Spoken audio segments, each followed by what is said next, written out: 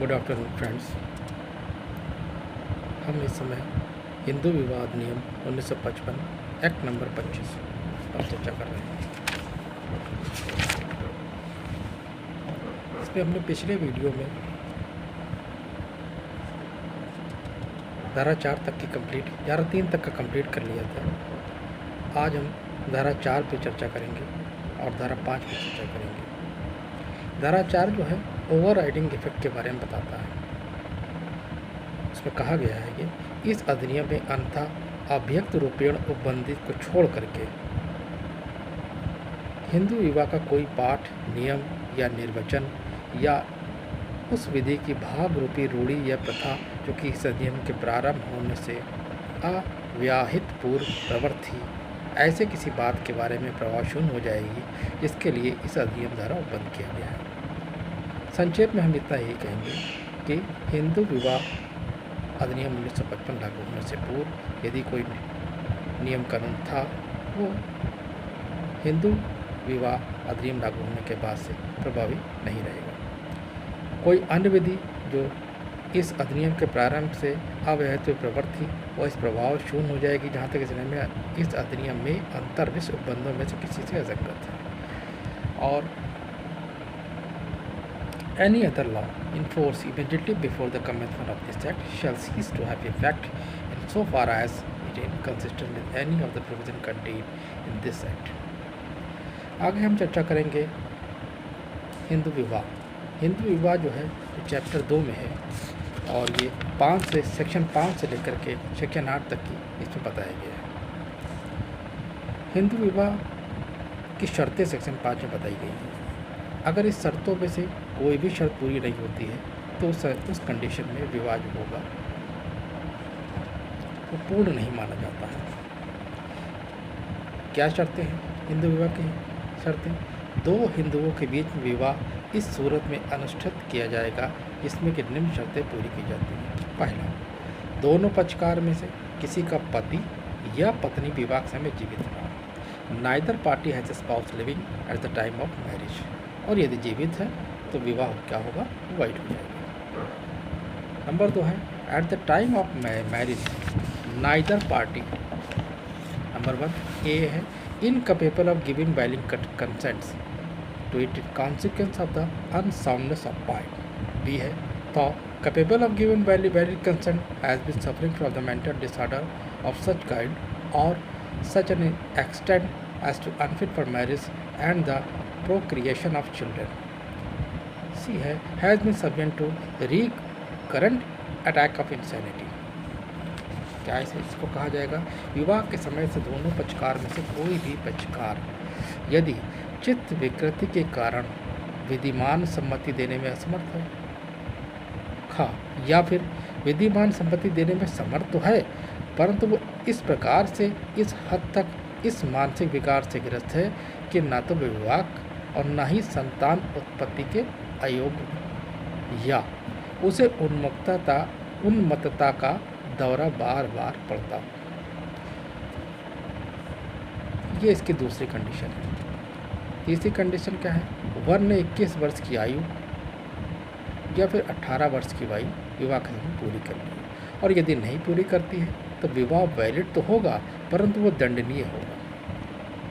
चौथी कंडीशन क्या है? जबकि दोनों में से प्रत्येक को शासित करने वाली रूढ़ या प्रथा उन दोनों के बीच विवाह अनुज्ञात न हो, यानी कि पक्षकार प्रतिष्ठित नातेदारी की डिग्रियों के भीतर नहीं है। क्या है? The party is not within the degree of prohibited relationship unless the custom or usage governing of each of them permit of a marriage between the two. पांचवी कंडीशन क्या है?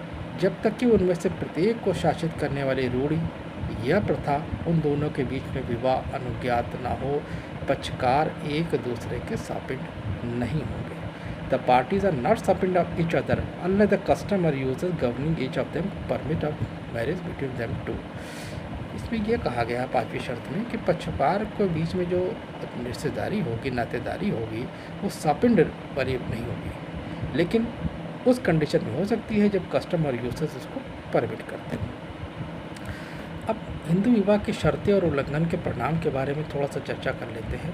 यदि एक विवाह की शर्त का उल्लंघन होता है, यानी कि पक्षकारों में से किसी का एक से अधिक विवाह होता है, तो क्या होगा? उल्लंघन के लिए दंड की व्यवस्था कहाँ दी गई है? धारा 11 एवं धारा 17 में। यदि मानसिक रूप से अस्वस्थ न होना, इसके लिए दंड की व्यवस्था कहाँ दी गई है? धारा 12 एक खा में। आयु से संबंधित अगर कोई समस्या है, अगर कोई शर्त का उल्लंघन होता है, तो धारा 18 आ का में इसके लिए दंड की व्यवस्था की गई है। यदि प्रतिष्ठित नातेदारी के अंदर विवाह नहीं होता है, तो 18 खा में दंड की व्यवस्था की गई है। पक्षकार यदि सापिंड नहीं है, तो धारा 11 एवं धारा 18 खा में जो है दंड की व्यवस्था की गई है। धारा 11 क्या है? धारा 11 में विवाह के शून्य होने के बारे में बताया गया है। धारा 17 में यदि विवाह है तो दंड की व्यवस्था की गई है। धारा 12 एक खा में विवाह को शून्य करने घोषित करने के बारे में कहा गया है। और धारा 18 का में 2 वर्ष तक कठोर कारावास या 1 लाख रुपए तक जुर्माना अथवा दोनों के बारे में कहा गया है। 18 खा में कहा गया है 1 मास तक कारावास या 1000 रुपये तक जुर्माना। इससे संबंधित एक केस लॉ भी आप लोग जो है ध्यान से सुन लीजिए। केस लॉ का साइटेशन इस प्रकार से है।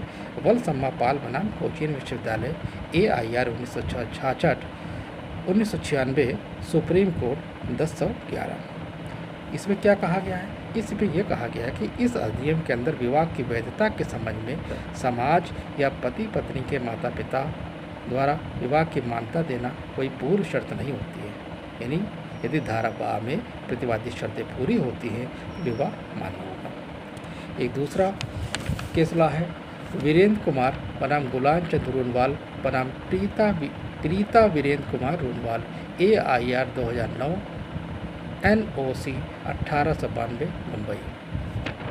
इसमें क्या क्या कहा गया है? इसमें ये कहा गया है जहाँ पत्नी द्वारा विवाह किया गया है, लेकिन वह पहले विवाह को प्रथागत तलाक द्वारा विघटित हो जाना साबित नहीं कर पाई है, तो वहीं दूसरा विवाह धारा 5(1) के अंतर्गत क्या होगा?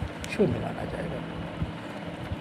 इसके अलावा एक केस लॉ और है गिरीश डंगवाल बनाम सुषमा डंगवाल AIR 2009 NOC 1905 उत्तरांचल।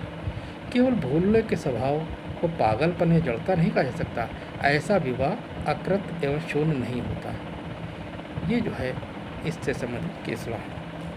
अब हम अगले सेक्शन की ओर चलते हैं। धारा 7 में हिंदू विवाह के संस्कार के बारे में कहा गया है। हिंदू विवाह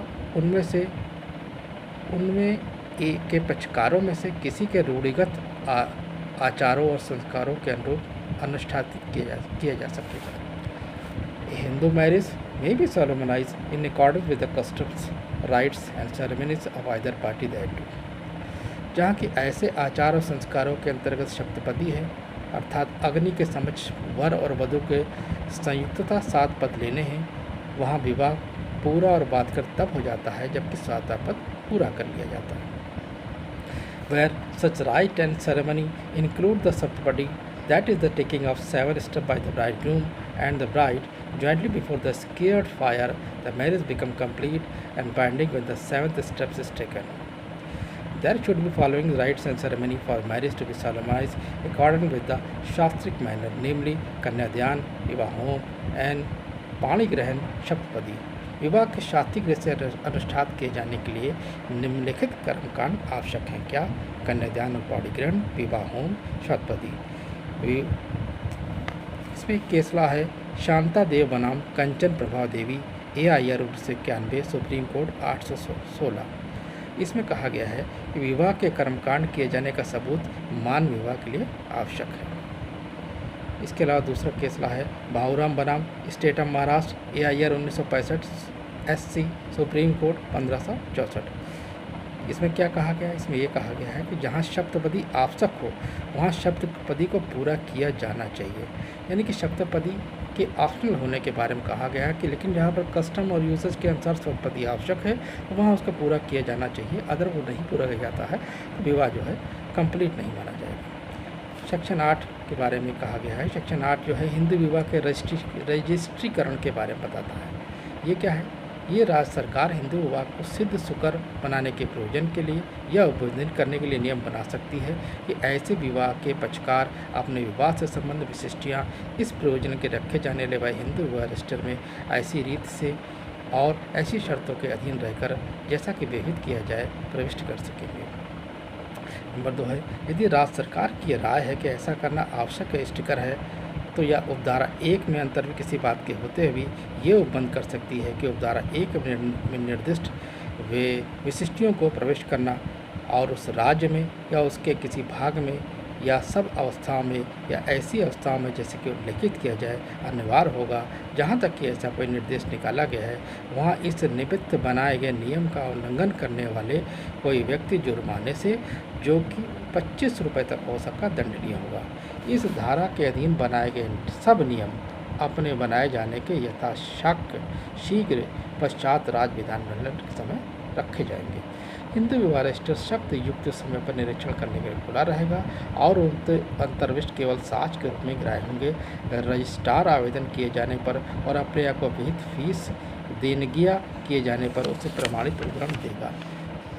अगला क्लास है, क्लास 5 है। इस धारा में अंतर्विष्ट किसी बात के होते हुए भी किसी हिंदू विवाह की मान्यता ऐसे प्रविष्टि करने में कार्यालय के कारण किसी अनुरीति में प्रभावित नहीं करेगी।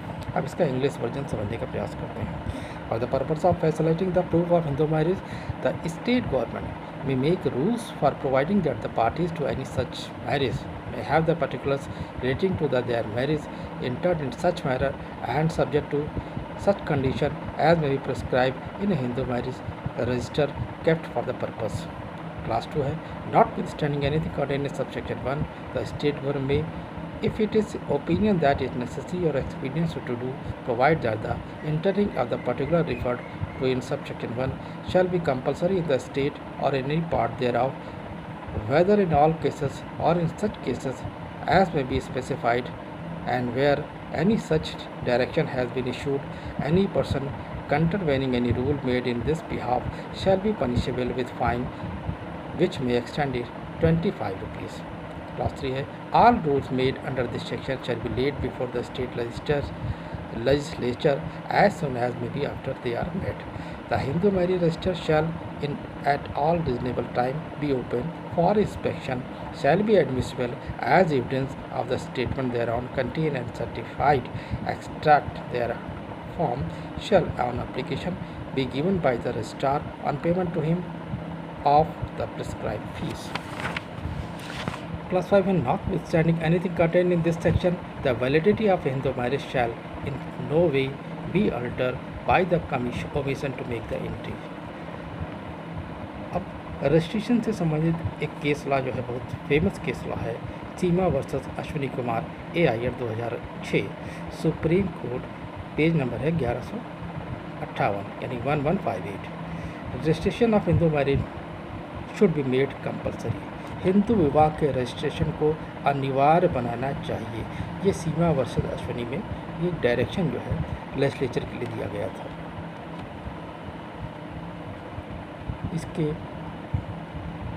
इसके आगे के जो सेक्शंस हैं वो मैं अगले वीडियो में बताऊंगा। मैं शिवमन सोलंकी, मैं आप लोगों से विदा लेता हूं और इस आशा के साथ कि आप हमारे चैनल को जो है लाइक करेंगे, सब्सक्राइब करेंगे, शेयर करेंगे, ताकि मैं आगे इसी तरह के वीडियो बनाता रहता रहूँ। धन्यवाद। जय हिंद, जय भारत।